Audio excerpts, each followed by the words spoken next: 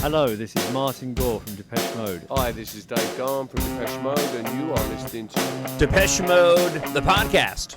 And I'm your host, Jon Justice. Thank you so much for checking out the episode. If you're enjoying this on YouTube, be sure to subscribe to the channel. You can leave a comment, any questions you have that I can answer on the show. You can also email me, talkshownerd@gmail.com, and be sure to subscribe to the show on whatever podcast platform that you are enjoying it on. Today, I actually have some, what I think is exciting news to share.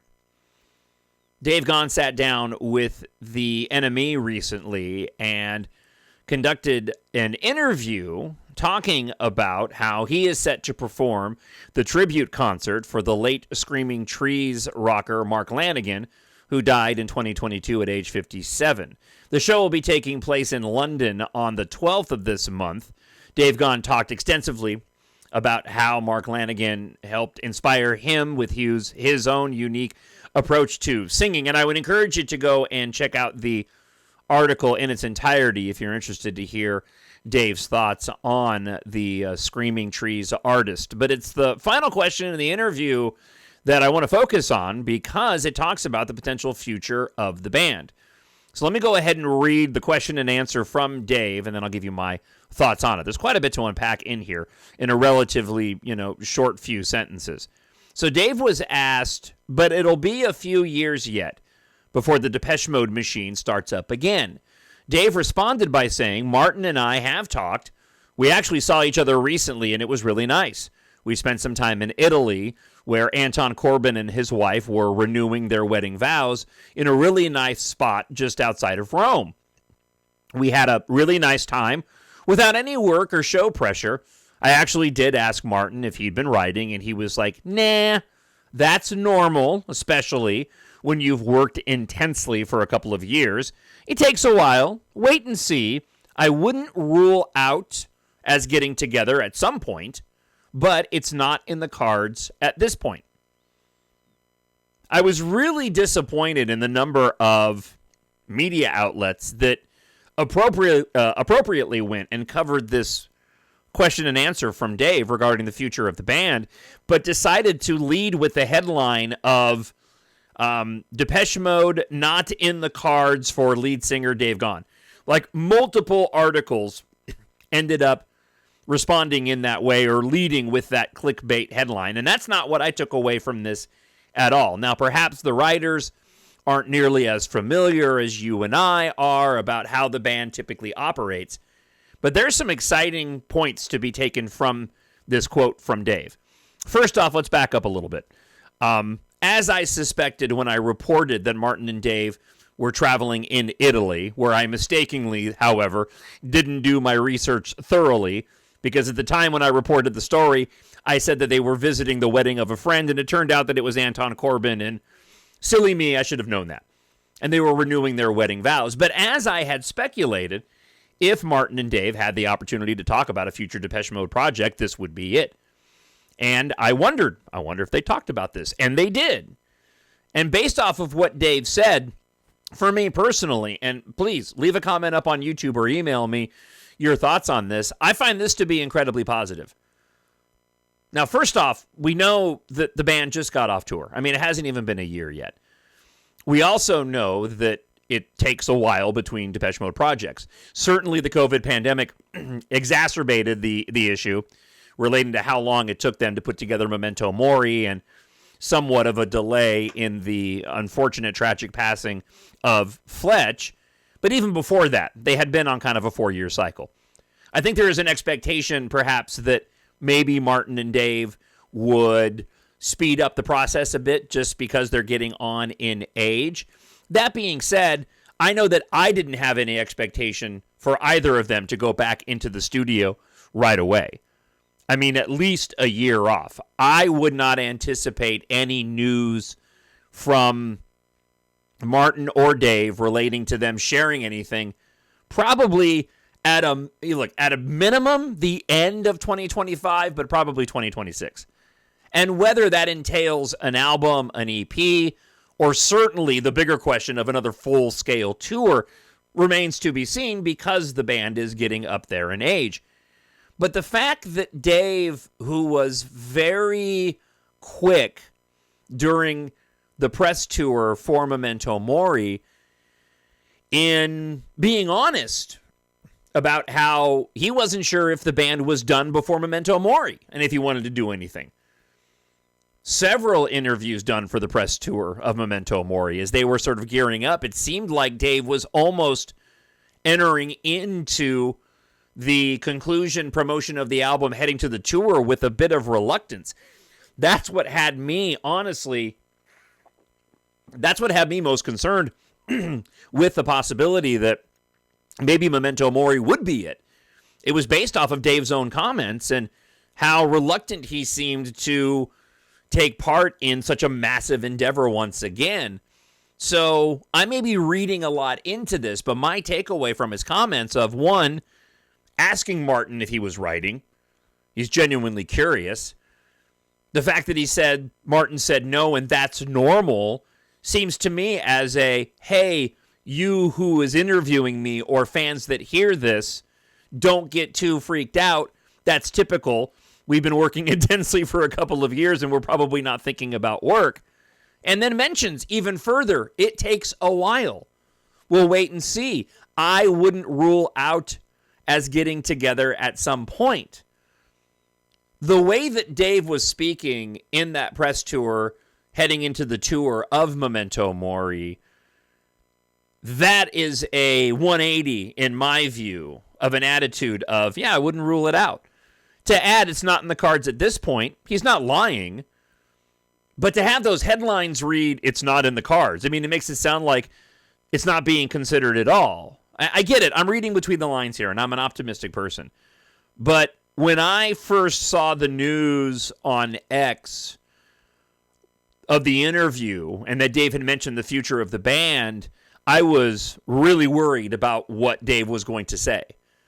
And this is beyond my expectation in a positive way of what Dave could have said. It's normal that Martin's not writing. We've been working intensely. We follow this band and know that it takes them a few years before they get going again. He mentions that very fact, says, wait and see, and then adds, I wouldn't rule out as getting together at some point. I didn't want to get too overly optimistic based off of how successful Memento Mori was, the tour and the album itself.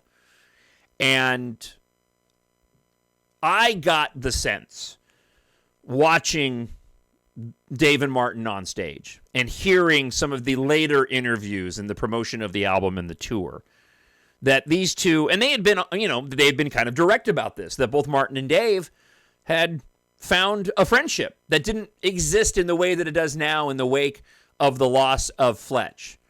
And I was incredibly hopeful at that time that this would potentially result in more music from the band in the future and that they wouldn't be calling it quits. Let's face it, if Dave had said, we're not considering anything right now, ask us again in 3 years, I'd have a much different attitude. But that's not the vibe that I got from this quote, which again had me so frustrated that so many outlets went and ran with the, it's not in the cards. That's not what I read at all. And let's just, let me say one more thing to this. I think you and I would probably agree that if Dave had said that was it, they wanted to go out on a high note, we wouldn't disagree with that. I mean, we would want the band to make more music, but at the same time, we'd go, yeah. I mean, the expectations for Memento Mori were, let's be honest, they were kind of low. I mean, we're hopeful, right? But 6 years after what had happened with Fletch, 6 years after Spirit, which was not received all that well, the promotion leading up to, before we even heard anything, was a little wonky in the way that they were doing the countdowns and promoting and some of the lower quality pictures and all that. This is a personal thing for me. I know that when we knew the band was working on material, we knew Martin and Dave were back in the studio, and we had a smattering of photographs and, small little video snippets. It seemed like a much softer lead up to a typical Depeche Mode recording process and what we've seen in the past. And so I really sort of hedged my my expectations on what this album could be. And what we got was, I think, a lot better than most of us expected. And the tour was absolutely phenomenal across the board. I mean, better, in my opinion, leaps and bounds better than the Global Spirit tour. And Memento Mori as an album itself is an album that keeps on giving, in my view. I really love Memento Mori. I feel like it's one of their best efforts, and you could put it up there with, I put it up there right next to Songs of Faith and Devotion. But it's interesting to me because that album, even some of the tracks that I was a bit lukewarm on, or maybe were skipping, suddenly for me, I've found new life in them, and I'm listening to them, to those tracks on a more consistent basis. Wagging Tongue being a track that I really wanted to like when I first heard it, based off of the musical arrangement, but it just never clicked with me. And for some reason this past week, the song just came to life. And I was looking at it and hearing it in a completely different way, and now I'm listening to Wagging Tongue almost as much as I'm listening to Ghosts again. Caroline's Monkey, which I think is probably the track that gets the most criticism on the album. I know there are plenty of you that really enjoy it, but I think of the emails that I've received, that's the one track that I think most people kind of, are saying, it's a skip one. That song has grown on me in ways that I didn't expect. So I'm finding nuances and things within the layers of the production work that, even though I've heard the album probably now hundreds of times, I'm just now beginning to sort of key in on certain aspects of tracks. It really is an incredible piece of work, of artistic work. And again, if the band had said, we're done, I would respect that. And I would be happy with the catalog of music that we have and this amazing final album. My takeaway from Dave's quote, though, is that it may not be the end. And that has me smiling. You can certainly see that if you're watching on YouTube. All right, let's get to some of your listener feedback this week. Got a couple of messages from YouTube. Dave Hudson writes, I think Exciter was the first album that wasn't loved by most of the fans, and it didn't live up to its title, though containing some great songs. Exciter is, and I could talk about all the albums for, hours on end. Exciter is the album that, for me, as oddly as it sounds, benefits the most from its promotion and the artwork attached to it. I love the title Exciter. I love the album artwork. I thought Anton Corbijn's photographs for the album were awesome. The liner notes, the back cover. It was as good as, well, if I were ranking, I would go Violator, and then I would probably go Exciter. And it elevates the whole experience for me relating to that album. I was really excited for Exciter. Yeah, didn't intend that, but it happened. Mostly because I always kind of viewed Ultra as an album that almost didn't happen. And because we know how that album was put together and the struggles that Dave was still going through, that album and the songs were impacted by the fact that I knew that there was a cobbled nature in the way that some of the best songs on that album were crafted. Sister of Night immediately comes to mind.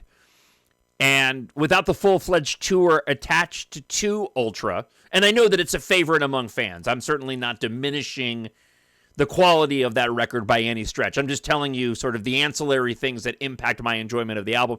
The fact that there wasn't a tour attached to it, it takes away a bit of the magic that comes with a Depeche Mode album. And Exciter, to me, was really the first full effort from the band post-Alan. And I know that that's an unfair thing to say because Ultra is an entire album made up of a lot of great songs. But to me, after the singles tour, post-Ultra, Exciter was the band fully back up to strength, having, conquered their demons now. Alan's not here anymore. Brand new producer. this is the first true step of Depeche Mode 2.0, whereas Ultra was the bridge. And I felt that Anton Corbijn rose to the occasion and put together a fantastic promotional package with the artwork that makes that album really special to me, even though the tracks have not weathered over time, and I don't enjoy some of them as much as I did on its first release. But that is an album that I still go and revisit. So thank you for the comment, David, and also allowing me the opportunity to go on that little exciter rant. Sherry Bell 1501 writes, I wasn't at any of those devotional tour shows, but the experience you shared to open your show this week just hit me at my core. I can just feel that, how extraordinary that must have been when I was recalling my experience at the San Jose show on the devotional tour. How the guys survived their personal experiences during that time is simply astounding, mind-boggling to say the least. This band never ceases to amaze me. I'm a huge fan of Queen, but the movie Bohemian Rhapsody, I will admit, fascinated me, but also was a bit annoying for me given the inconsistencies in the movie. I understand it's difficult to condense an entire career into a 2-hour movie, but it was at times a pain to watch. I'm sure it would be much worse if there was ever a movie made of Depeche Mode. Who in the world could portray those guys? Especially Dave or Alan. I'd have to prepare for that. Thanks, John. Well, thank you, Sherry Bell. I really do appreciate the comments. And then lastly, Admit Kana writes, my first introduction to watching Depeche Mode live was during the Exotic Tour in 1984. I was 14, now 45, still hooked. Songs of Faith and Devotion is a gem in a vacuum. I haven't talked about the Exotic Tour of the promotion of Songs of Faith and Devotion very much, but it stinks out as being so distinctly different. I remember going to the Exotic Tour shows and being fascinated by the dramatic change in the stage in the stage design, in the way the set was laid out, and how the band was no longer separated by those giant blocks and the numerous smaller square screens, and now the films by Anton Corbijn had been sort of repurposed and put on larger screens, and the changes in the set list, it oddly kind of brought the tour a new, I'm using new life a lot, but it brought a different energy to the tour, and I imagine too that the band was really pushing through in bringing out the energy every single night after such an exhaustive tour. I think the NME had called it the most debauched tour in rock and roll history at one point in time. I think I still have that particular edition of the NME in my box of Depeche Mode magazines and press that I've collected over the years. But I just distinctly remember going to those shows and it just being a dramatically different experience, and having different artwork to look at, different photographs from Anton, different T-shirts. I don't recall that I've ever experienced that big of a change. I mean, I know we're still working off of the central themes of the promotion around Songs of Faith and Devotion, but there was certainly a variety of merchandise and posters that were, different enough from what was available during the first part of that tour. The Exotic Tour was pretty special. Even the tour program, I remember.